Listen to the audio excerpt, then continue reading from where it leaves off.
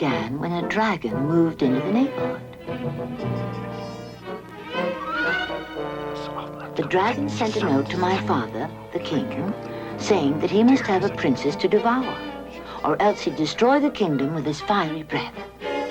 Perhaps we'd better advertise for a night to slay the dragon. That's what's generally done in these cases. I'm afraid we haven't time.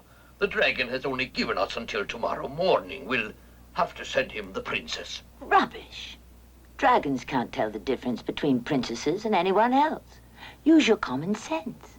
He's just asking for me because he's a snob. That may be so, but if we don't send you along, he'll destroy the kingdom. I see I'll have to deal with this myself. I took my largest and gaudiest state robe and stuffed it with straw, then tied it together with string. Into the center of my bundle, I poured 100 pounds of gunpowder. Then I had 2 strong men take it up to the dragon's cave. Come out, dragon. Here's the princess.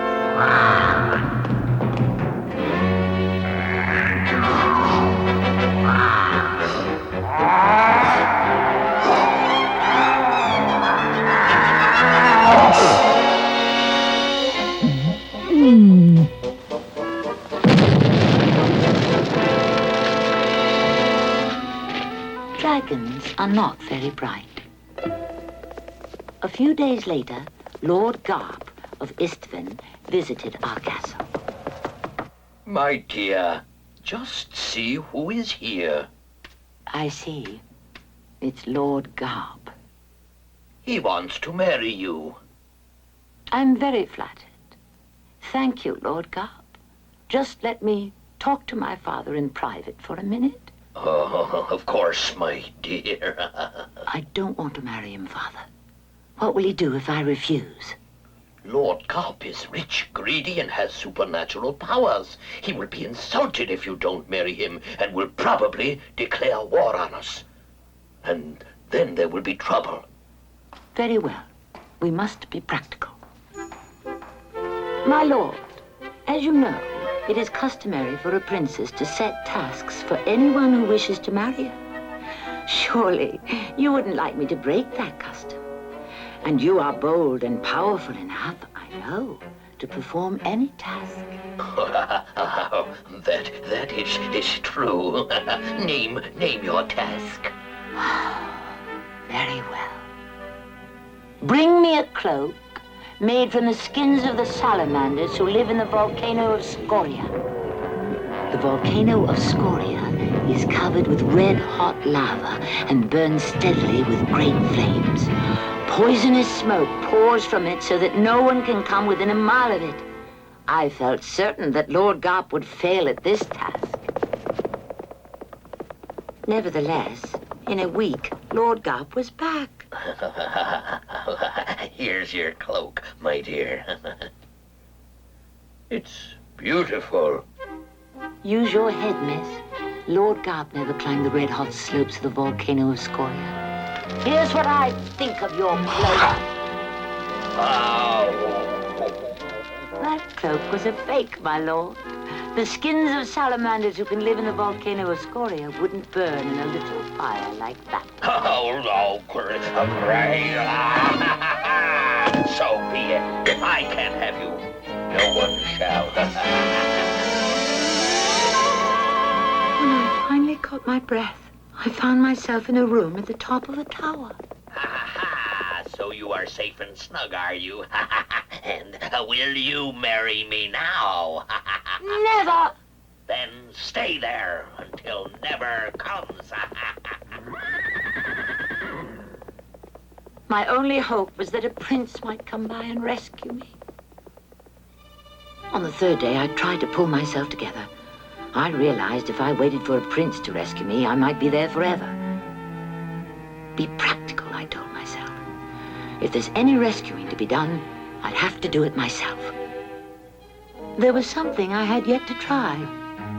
The door. To my surprise, it opened. I explored the corridor outside. The first 2 doors led into cells just like mine. They were empty. I came to the last one. I went inside. 6,012,000, 6,013,000, 6,014,000. Good heavens. 6,015,000, 6,016,000. What?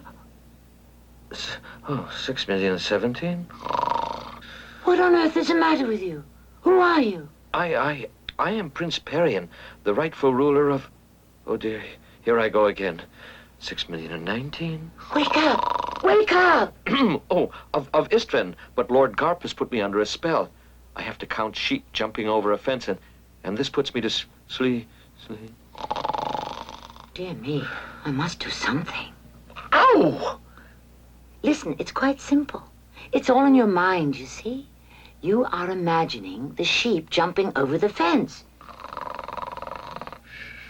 No, don't go to sleep again. Ow! This is what you must do.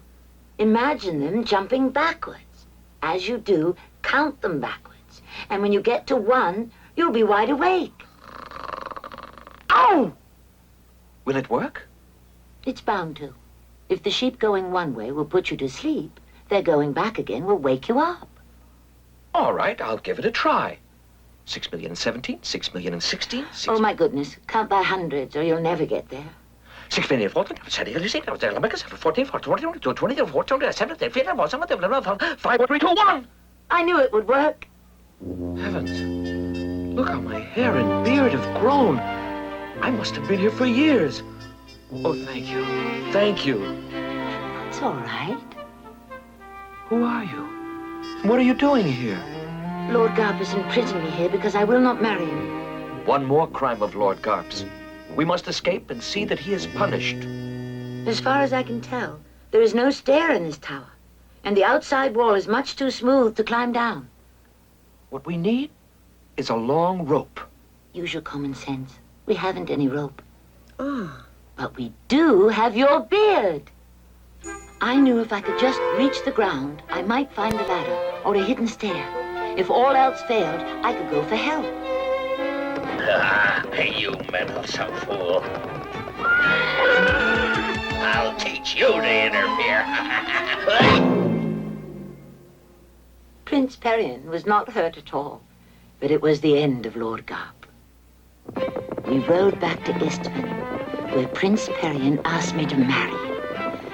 Before I said yes, I asked him to get a haircut and a shave so that I could see what he really looked like. I thought it was the practical thing to do.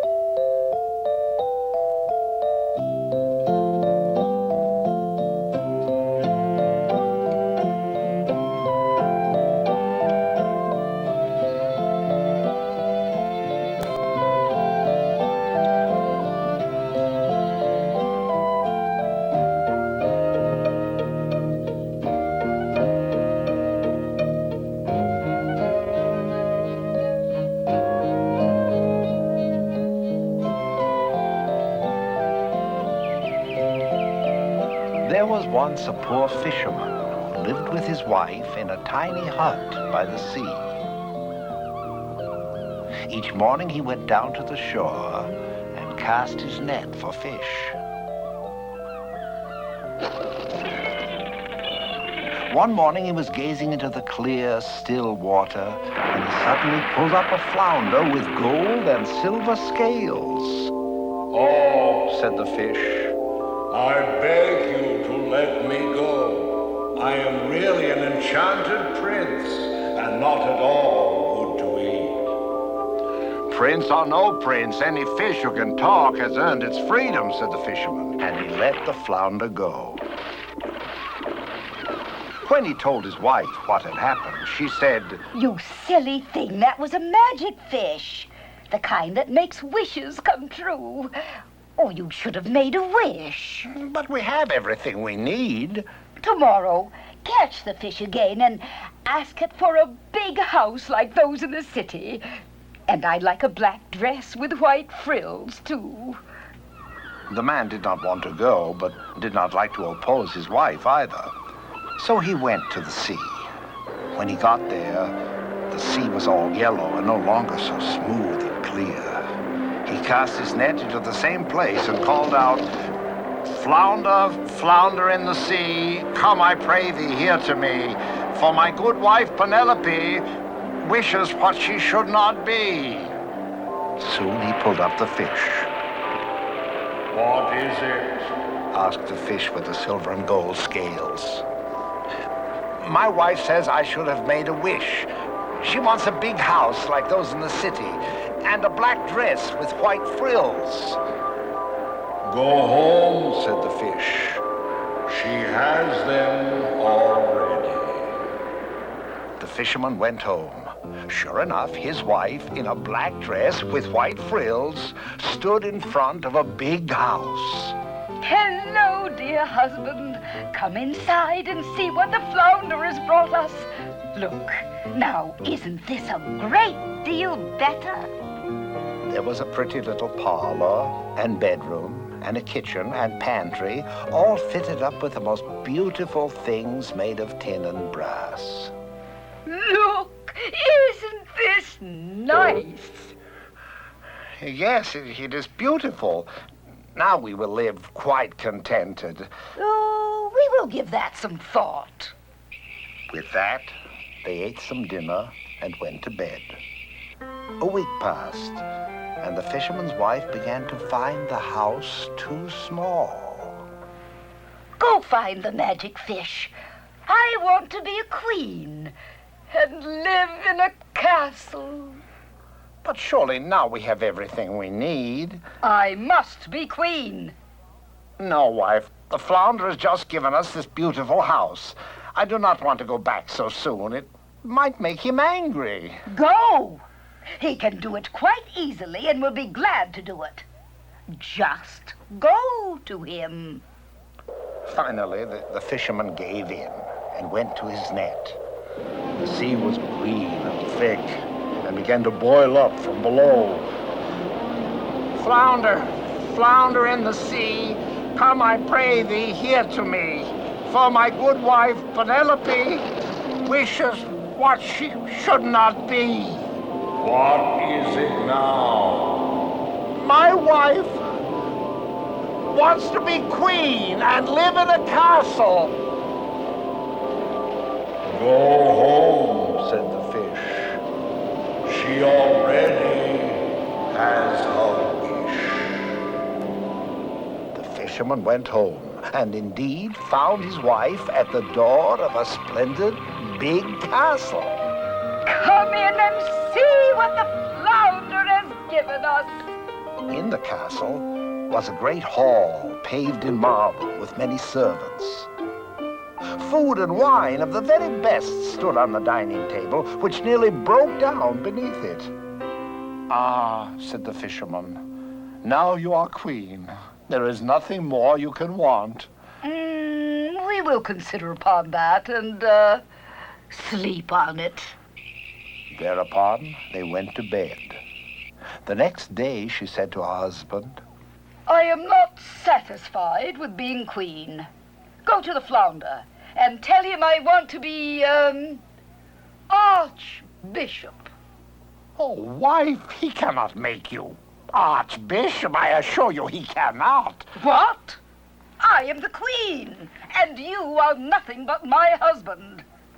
Go at once. The fisherman thought to himself, "It will not end well. It will not end well. Asking to be archbishop is too shameless." But he went anyway.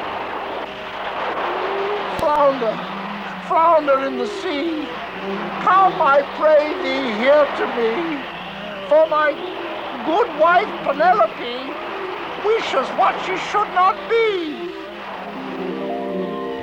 Well, what does she want now? Alas, my wife now wants to be Archbishop.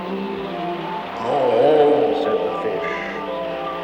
She has her wish. The fisherman went home and found a great cathedral decorated in gold. Inside, tall candles burned before his wife, who was dressed in the Archbishop's robes.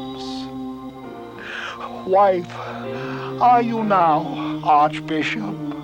Yes, I am Archbishop. Now surely you cannot wish for anything more. I will think about it. That night, she could not sleep, thinking of what else she might be.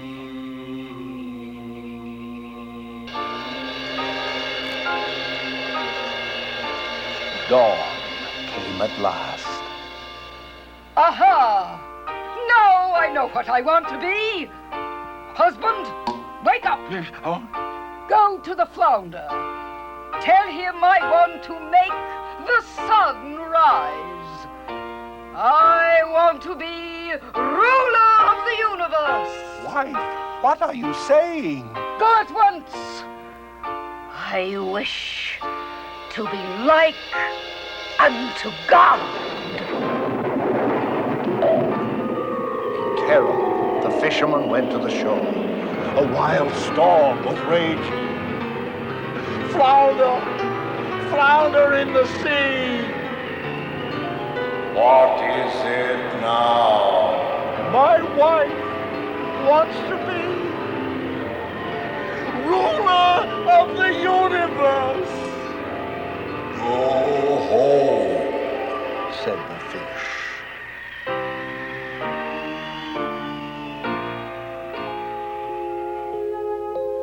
And there the fisherman found his wife, dressed in her old clothes, inside their little hut. For the rest of their lives, the fisherman and his wife lived in the little hut by the sea. Every day, the fisherman went to the shore and cast his net. As the years went by, he pulled up hundreds of fish, but never again did he see the magic gold and silver scaled fish who could talk and grant wishes.